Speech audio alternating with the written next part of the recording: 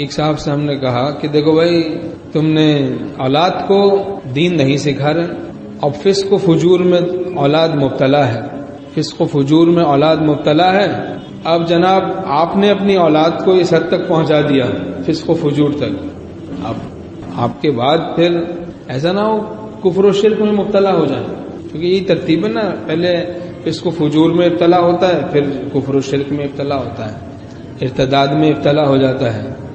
تو فسق و فجور میں مبتلا کر دیا اولاد کو، اور پھر اس کے بعد آگے جو نسل آ رہی ہے اس کے ایمان کی حفاظت کا کیا صورت ہے، ان کے ایمان کی حفاظت کی کیا صورت؟ یا ایھا الذین آمنوا قوا انفسکم واہلیکم نارا، اے ایمان والو اپنے کو اور اپنے گھر والوں کو آگ سے بچاؤ۔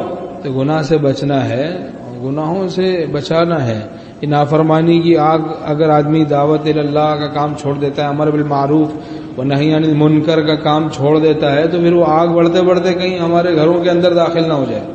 کام کرتے رہنے سے اپنا گھر تو کم سے کم محفوظ رہے گا، اپنے گھر کی حفاظت ہے تو وہاں اگر دینداری ہے تو خوب اہتمام کریں تقوی کا، شکر کا، تاکہ حق تعالی ترقیات نصیب فرمائے۔ اور ایک آدمی کامل ہو جاتا ہے تو پورا خاندان پر اثر پڑتا ہے، رفتہ رفتہ متاثر ہوتے ہیں خاندان والے۔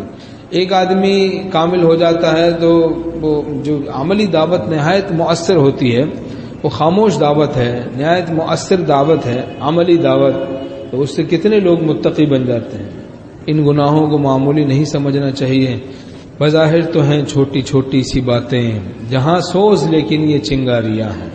یہ گناہ کی چھوٹی چھوٹی باتیں ہیں، لیکن انہی گناہوں کی وجہ سے ایک وقت آئے گا کہ قیامت قائم ہو جائے گی، کہ کوئی اللہ کی فرما برداری کرنے والا نہیں رہے گا، اللہ اللہ کہنے والا نہیں رہے گا، یہاں تک کہ قیامت قائم کر دی جائے گی۔ لا تقوم الساعة حتى يقال في الارض اللہ اللہ، قیامت قائم نہیں ہوگی جب تک کہ اللہ اللہ کرنے والے موجود ہیں۔ تو ان اللہ اللہ کرنے والوں کی برکت سے نظام باقی ہے۔ ہم نے کسی سے کہا بھائی دیکھو آج کل ہم لوگ اپنی اولاد کو فرما برداری نہیں سکھا رہے، تو یہ کوئی معمولی بیماری نہیں ہے، نہیں سکھانا جرم ہے، دینداری نہیں سکھانا جرم ہے، تقوی نہیں سکھا رہے، بچے کو زہر نہیں بتا رہا باپ کی یہ زہر ہے، کیا ہوگا؟ بچہ ہلاک ہو جائے گا۔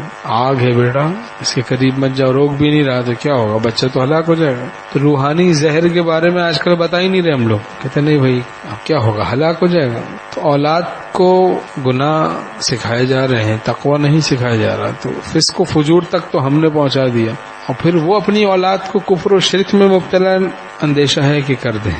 یعنی ترتیب یہی ہے نا بھائی آگے، یعنی اپنی اولاد کو فسق و فجور سکھانا، اپنی نسلوں کو کافر اور مشرک اور دہریے بنانا ہے، ترتیب یہی لگتی ہے۔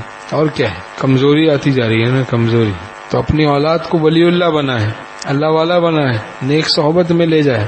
اللہ تعالی ہم سب کو تقوی نصیب فرمائے، اپنے گھروں میں اسلامی نظام، شرعی نظام نافذ کرنے کی توفیق نصیب فرمائے۔ یہ کام کرتے رہنا ہے، لوگوں کو ولی اللہ بنانے کی دھن دھیان ہو، فکر ہو، ایسا نہ ہو کہیں ہم غافل رہیں تو وہ یہ نافرمانی کی آگ ہمارے گھروں میں داخل ہو جائے۔